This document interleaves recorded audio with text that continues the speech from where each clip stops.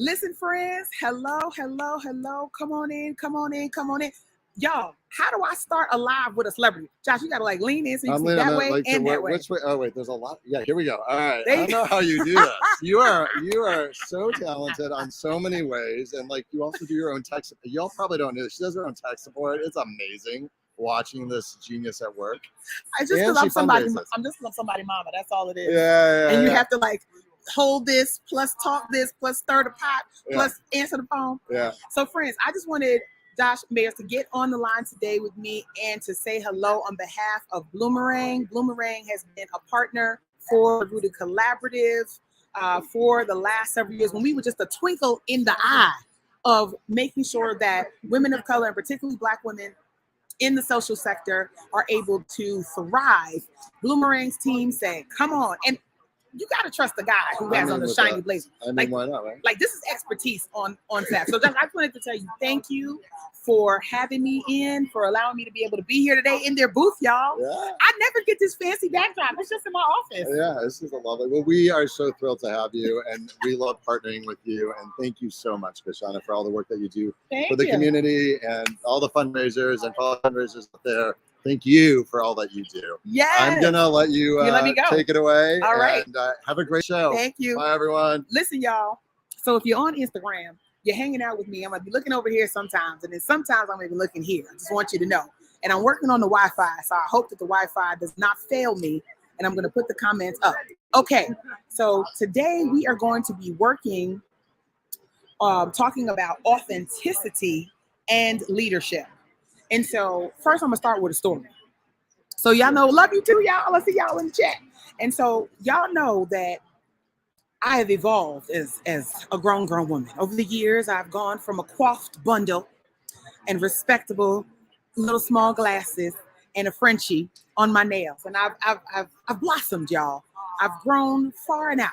And if it's the first time you're seeing my face, I'm Kishshana Palmer, CEO of Kishshana & Co. I help everyday leaders just like you live well and lead well.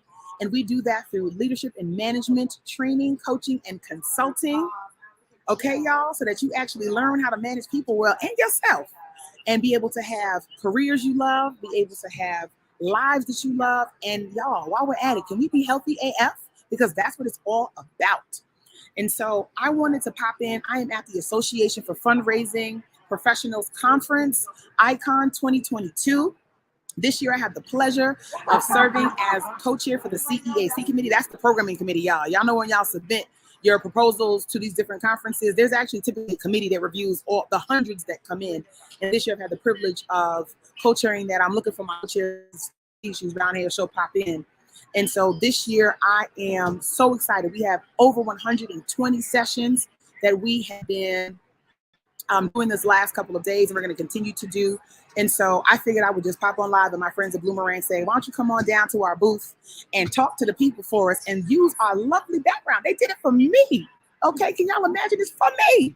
They knew what kind of style I was going to bring to the table, and they said, come on. Okay, so I was starting to tell y'all a story about authenticity.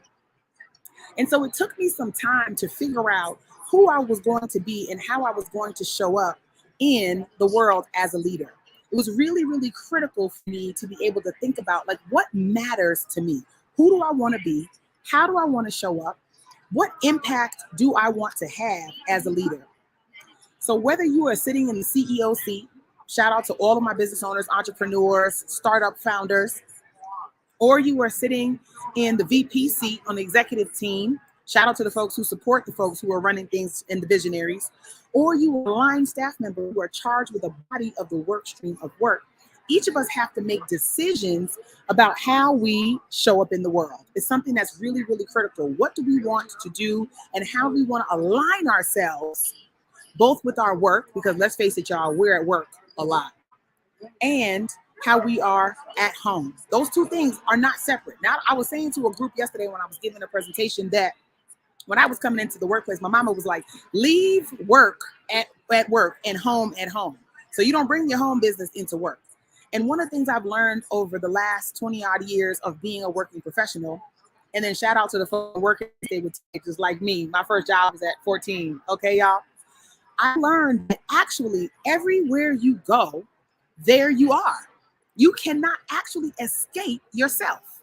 And so if it's true that you can't escape yourself, then the challenge that a lot of us have and why many of us are performing in our roles is because we don't like ourselves that much, friends. We don't want to tell anybody because who wants to actually admit I don't like me? Like that sounds real, that's terrible. Isn't that terrible, y'all? So we don't say that. What we do is we put on the performance personas of the people we want to be like. So we emulate folks that we either revere or that we fear. We take on their work styles. We take on their communication styles. If it seems like they're successful, whatever success means to us, then we take on that particular persona. So it takes a while for a lot of us to really tap in to who we are in the world. So I have a really good friend who was on the show a few weeks back, who y'all have said I got to bring back. So Jerice, if you're watching this and now in the replay, I got to have you come back. Who's one of my fellow leadership experts. And she talks about joy. And one of the things that I think has been so important to understand about authenticity is that you cannot really experience authenticity and you cannot actually be an authentic leader if you are performing to the point where there is no joy. And so you can be content in your job and joyless. Did y'all know that? You can be super successful in your role and joyless. And so being able to be authentic, who people get to see, how you show up in the world, what is important to you is really, really critical. And it is tied to, are you doing the things? Are you having the experience? Are you dipping yourself consistently in joy? Dries, like, look, Dries is on today. Dries, what's up, baby? I got that from you. Okay. Listen, my friends are the smartest friends in the world. I am so lucky. I get to have the smartest people in the world. I even have one of my good girlfriends, a fellow executive coach, Mallory Erickson, who's going to join me. She's going to squeeze in here into the screen, and we are going to talk about authenticity. And her story is so powerful. No, look at my boo. Okay, Mallory, we done popped in. Okay, now you both in the Instagram and you are also in the live. Y'all, we are doing this, okay? I don't know how. So listen, I want y'all to know about Mallory. When I met Mallory, Mallory was like, you and me will never part. The end. That was it. That was the end. And we won't. Yeah, that was it. It was like, and I told her yesterday, Mallory is the friend that I really wish I had in middle school. Me too. Right? I would have got you into fights though. I just want you to know, because I am definitely the starter of the things. Okay, Mallory's over here trying to be peacekeeper, and in the back she's like, Kishshana, you should bust her down. No, she's trying to get me out of trouble, y'all. Okay, so Mallory, first, I want to see if I can do your introduction for you, so I can see if I get it right, y'all. Okay. Because Mallory is an exercise, an example in authenticity.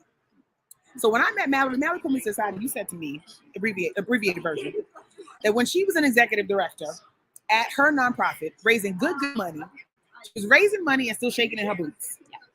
Also, she had a team as an executive director, and she was like, and I could have made some real terrible, like potentially microaggressive, also maybe racist decisions, and I ain't know. And then she said, and one day I had to be like, wait a minute, this is incorrect. But that's only one piece of her story. Then she realized, if I am allowing my board to push me into a corner such that I make those type of decisions, I ought to do something different. Let me go figure this out, right? Yeah.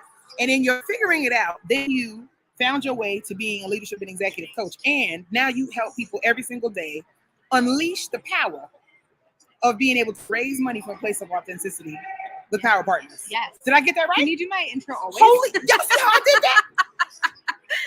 I can't even tell her to pay me because she sends me gifts and flowers in the mail already, y'all. And so forget it. She's just already in my heart. Okay. So Mallory, where was the point that you decided I have to be myself? Like I have to be truly and unabashedly me in the work that I'm doing.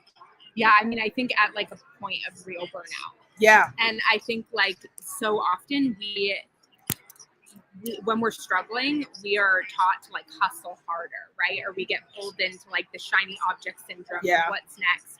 And something happened. It's a crazy wild story that I won't tell you here, but like I got really sick and started having like a repeat dream that actually for the first time like made me ask myself a question instead of like look for the answer everywhere else. And it was sort of my first moment of like, I know the answers. sense. Like I can tell when something's right or wrong. I've just been taught all these ways to sort of like disembody myself and disconnect and myself, have that out of body experience from the truth. Exactly. But like when we say the truth, we know the truth. And it comes to you right away. Yes. So how many times have we like made a decision? Both of us are moms. Yeah. You have a little one now. Yeah. Mine is almost out the door. You know, we celebrate every week. But we have these moments where is the baby breathing? Yeah. Did they trip and fall? Is something wrong? Like we have these moments, and even we have these instinctive times where nothing actually seems like it happened, but we know we have to act. Yes.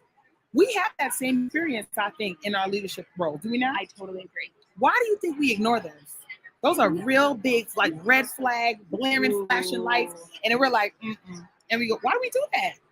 Well, I think, and I'd be curious what you think about this, but I feel like we don't know how to explain what just happened, like in our minds, right? And so we're like, I know this in my body, but I don't know how to like justify this externally. And is a board going to listen to me when I say like, I can sense this is wrong? Yeah. But the reality is like, I can sense this is wrong. And I think like we just like throughout our society have been sort of like pulled out of ourselves in so many ways. And I think especially in the nonprofit sector, when we like over help, when we like go into like, I know. I saw that y'all over helpers. Put it in the chat if y'all are an over helper. If you are an over helper, an over volunteerer, like when somebody's about to volunteer you something, you already said yes. Yes. You get recommended all the time and you feel resentful, but you do it anyway. What? You see stuff coming into the chat. Folks are like, it's me. Yeah. And like we get in fix-it mode, right? Yeah. Or like somebody asked me a question once. They said, how would you answer this sentence? I better be helpful or else. Boom. First of all, my or else is going to keep me in the bed for a lot of stuff. I'm sorry, y'all. The answer in advance is no. Okay, because Mallory's or else.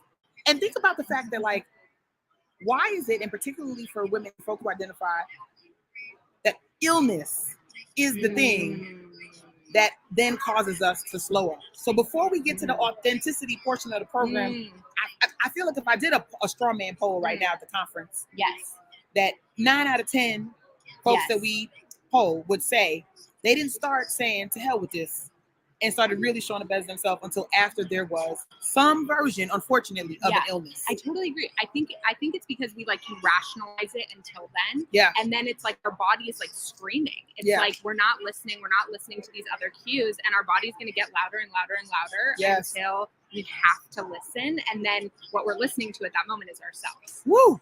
Which we should have been listening to in the beginning, 100%. which told us what to do before they were stressed. Yep.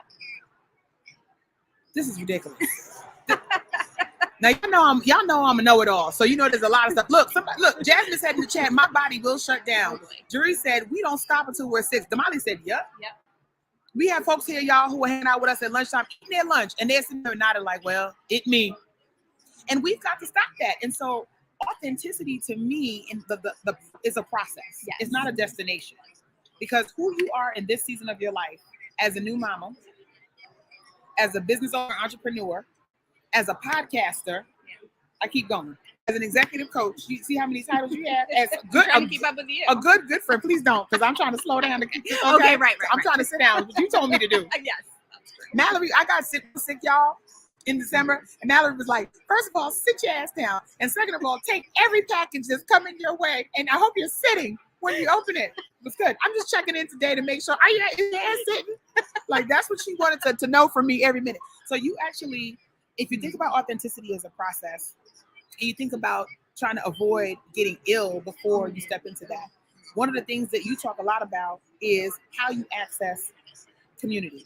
And I love your concept and your framework, Empower Partners, because you're talking about the fact that to get to doing what you do the best, right, y'all? So not performing, friends. You got to have partners, partnership, community, folks in your crew, your kitchen cabinet. We call it by lots of different names. Why did you settle on to that? Wow. That's a really good question. I mean, I think what I found is that the act of raising money was something that was like making me more and more disembodied with the way I had historically been taught to fundraise, right? It was like I was becoming kind of like more robotic and more like I just felt like not myself ever. And I think what I realized is I was like, okay, but like, what does it look like when you raise money in alignment from a place of authenticity? And it was like, it just felt so fundamentally different. Like it was just, I just had this conversation. It's so interesting that you asked me this question, because I feel like now I spend less time disembodied. So I don't necessarily have those whole body moments where I'm like, oh, this is what it's supposed to feel like. Yeah. But at that time, it was like, I built a few power partnerships in my fundraising world, and it like changed, it like shattered me. I was like, oh, this is what it looks like to show up visibly as my full self, to be real with someone, to like let them in, to be transparent. And I was like, this is what I want. Like, this is exactly what you want to be able to have. And what's so critical of that is that in order to stay, if authenticity is a process and we're accepting that means you've got to have people on the journey with you. Yes. Who are going to accelerate you. Yes. Who are going to say, help, tap that brake. Yeah. We're going to say, pull over to the side and let me drive for a minute, so that you can continue to grow in a way that's healthy. Yeah. So I watch a lot of TV, as you know. I didn't watch a lot of TV as a kid. I just want you to know. I mostly just read books. And my parents were devout Seventh-day Adventists. And so let me tell you what we weren't doing on Friday and Saturday, watching any TV. Sabbath, we were at church. Okay? So that's why I know all this music, because I sang in the choir. So as an adult, I had to catch up. Although I will tell you, I only have a couple shows. Are you a Golden Girls fan? I mean, I know. I have a lot of catching up to do now. I won't break up with you over that. Okay, I know. I feel like this might be the moment where you're like, okay, my heart sort of stopped. Sex in the City, though? Yeah. Okay, only fine. Because of you. Only because I will never learn the ways of all these brands otherwise, so I deep dive. It's like, this is how the magic happens. Okay, so one of my favorite shows in my adult life, catching up on reruns, is Living Single. Oh, yeah. Okay, so in Living Single, you have 4 women, and this is I love the concept of like 4 girlfriends. And so there's girlfriends, there's Living Single. What else is there? The Golden Girls is one. I'm sure my brain is happening. Okay, so we're gonna focus on Living Single. Yes. So there's 4 women living in the city. Yeah. One's an entrepreneur, one's a lawyer, one is a lady of retail extravaganza and luxury, and one is a sunflower. We're not really quite sure what she does. And so when you're thinking about authenticity, I was thinking about this show. I was thinking about, what does it look like when you run in a crew so that everybody can be different, but they can bring their strengths to the table? What does it look like for you? Because I know I want you don't have to reveal all our names of the 4, but you know. But think about it. Yeah. We got a sunflower. We have a lady of a certain luxurious expression in her job. We don't know what she did. I don't know what she did. We have a lawyer, and then we have an entrepreneur. Yeah. Okay. So we're all different in our friend group. Yeah. How do you stay true? So I'll spin the question a different way. How do you stay true to yourself when you have so many inputs from people you respect and you care about, who may seem to have a different level of success or other success, or I've noticed I said seem. Yeah. There, that's the question. Yeah. That's the right question. Yeah. And y'all answer that in the chat. How do you stay true to yourself in your crew when it seems like everybody else has the other stuff going on? How do you stay authentic and not turn around and perform? Okay, not get on stage of your leadership life. So I think when this is possible is like when each person like knows who they are and isn't looking for like validation on who they are from each other in terms of like, you doing it my way because that means I'm worthy. Yeah. But it's like being seen by the other person, having respect for what they do, and recognizing that their strengths and challenges are going to overlap in certain ways and be different in certain ways. Yep. And I just think like, I don't know, I think about how so much of my life I probably surrounded myself with people who were like me because it made me feel safe and validated. Woo! Say that. I want you to know me too, just so you're clear. I feel like, of course, like that's what it means to grow up and have the system and society like perpetuating those structures, you know? But it's like when you start the authenticity journey and you realize how good it feels to like be yourself and be seen as yourself. You and I are so different, but you see me. You know, I feel the same. Yeah, and so it's like that to me is what matters, not where that I'm never gonna have as cool shoes as you, but like you're okay with my I'm okay with mom shoes. I mean, we could be like the ladies of the night here. Listen, y'all, we are in Vegas, and I want to let y'all know some of these wonderful ladies who come out here from whatever they've come from in the world, they are disco on the top and beach resort on the bottom. I just want you to know I've never seen fashion like it. They have just unleashed and released, and if that ain't authenticity, y'all, I don't know what is. Yeah, but what do you think? Like, how do you feel about like being in groups like that? I struggled. Yeah. One of the things that has been really, it's not true anymore, but one of the things that was true for me for a really long time is that I was always in the most popular crew, but not the most popular one. And that was like in my childhood in elementary school, and I went to the same school with lots of folks from K through 8, and then a few folks through high school. And so I was a popular girl, but I wasn't the most popular. And I remember being in these groups where I would sort of yearn for the attention that they were getting, not realizing like I'm seeking attention, number one, and that everybody is actually looking at us as the it girl group to be. Like they just want to be. So how it translated to my adulthood before I got wise is that I ended up surrounding myself with folks who were successful, who were doing things in the world, whether they were performing or not. I just wanted to be where they are, still back in the crew. And then I found myself being like, let me in, guys. How come you didn't invite me to the party? We talked about this the other day. That's why I said, now I don't care, but I still talk about it, okay? Because I'm petty. You know, I wanted to be invited to the things, and I wanted to go to the places, and I wanted to go on the trips, and I would put things on my credit card, and I would show up to the conferences that I wasn't prepared to do. I would do things because I thought that that would put me in closer proximity to being in the front. And what I ignored was that I actually, if I stepped back from that and just did me, that I would realize that there were folks who were looking at me the same way I was looking at them. So I missed all of that. Yeah. So then I clean house. So not that I have all friends, I do not. I have people who I've been friendly for a long time, but I decided that I could make room for folks who were aligned with me on how they were approaching the world.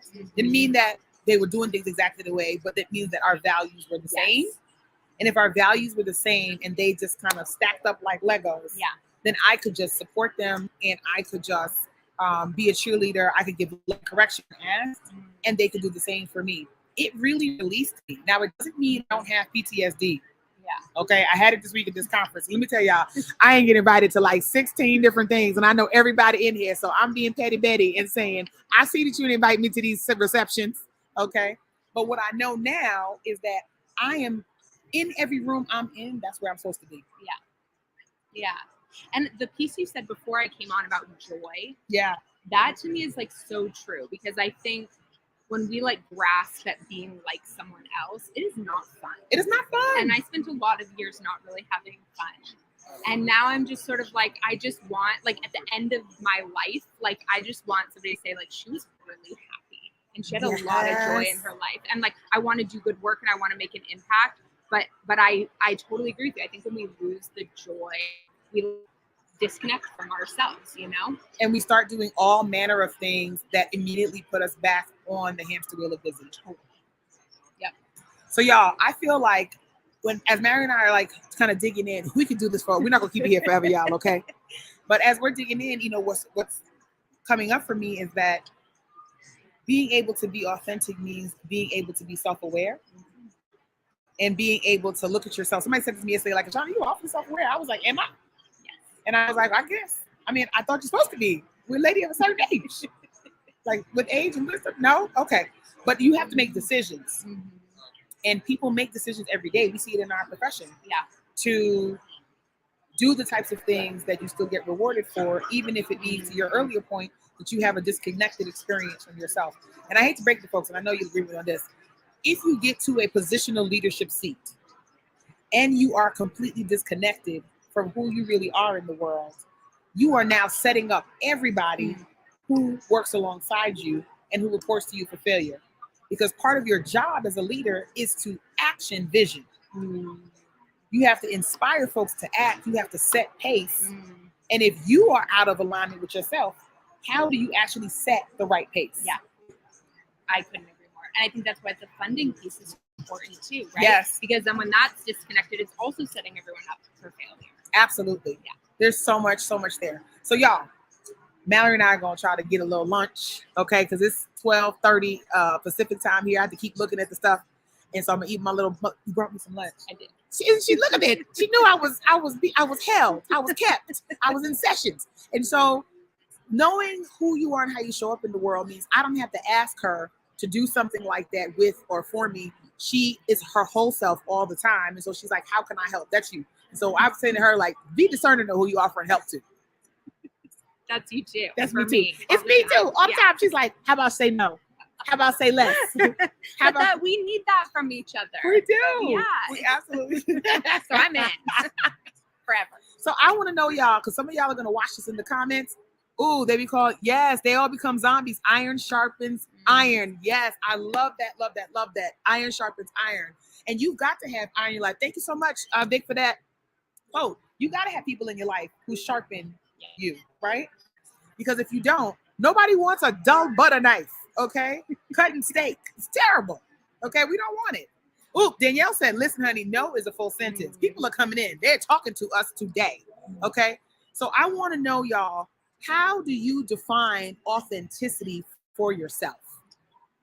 What does authenticity look like for you in this season of your life? So if you watch this live, drop it in the chat so I can see. And if you're going to watch this on the replay, just put a replay and put, how does authenticity look for you right now? How do you define it in your life?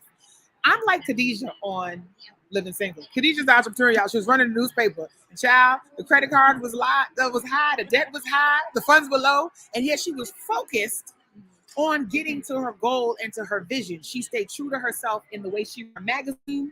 She stayed true to herself in the way she wanted to build her company. She stayed true to herself in the folks that she dated and the friends that she kept. And eventually she was hella successful because she stayed true to yourself. So how are y'all staying true to yourself? That's right. Be true to yourself because she's in love. How do you stay true to yourself right now? So y'all, we're going to jump off. I'm going to be back next week. I'll be back home in my office. My hair's going to be out, y'all, because my child is taking it out on Mother's Day because I'm getting my hair locked. Okay. Drop it in the chat if y'all want to see the process of me actually locking my hair, because this is going to be a whole situation. Faux locks that the Queen Agent does for me are coming out, Mallory. Oh my gosh. I will be tuning in. Permanent. I'm going to still be cute, though. I just want y'all to know, but it's going to be me with an afro. Okay. And so thank y'all so much for locking it in. Mallory, thank you so much for hanging out with me. Yeah. If y'all don't check out Power Partners, it is on KishshanaCode.com/resources. It's right there on the bottom. Power Partners is the first icon you see on the people who I'm with, okay? And things I co-sign, just so you know. And if you're not following Mallory, tell me your Instagram. Is Mallory Erickson? Oh, it's _Mallory Erickson. She the only one. I don't care what the other one is, but it's _Mallory Erickson. That's it. She drops knowledge every day. She talks about being a mama. She talks about heartbreak. She talks about not doing enough for yourself and for others. She talks about just what is it like to show up in a human in the world, growing a business with a husband and a child in the bay that's sliding into the sea. Yeah. That's the closest I'm getting to my flat earth theory. I promise you. I really don't believe in flat earth. I want you to know. But that is one of my, theories that are not true, that you really believe are true. California sliding into the ocean. That's it. That's mine. That's why I won't come back. We'll talk to y'all next week for another episode of A Shot of Vitamin K. I want to thank y'all so much for hanging out with me today. If you are looking for more time with me, or you're like Kishshana, I want you to help me with my team strategy, with my strength finder, with getting my organization and my company together. Bring me in for a VIP strategy day. I'd be so happy to have co-sign. Okay? Do it. If you're ready to learn with me, make sure you go to learn.KishshanaCode.com. It's where you find all my coursework. And if you have not already connected with me on social, which I think y'all have, y'all, because you're watching me right now, watch me on KishshanaCode.com. And I will talk to y'all later. All right, friends, we are out of here. And thank y'all so much for another shot of Vitamin K.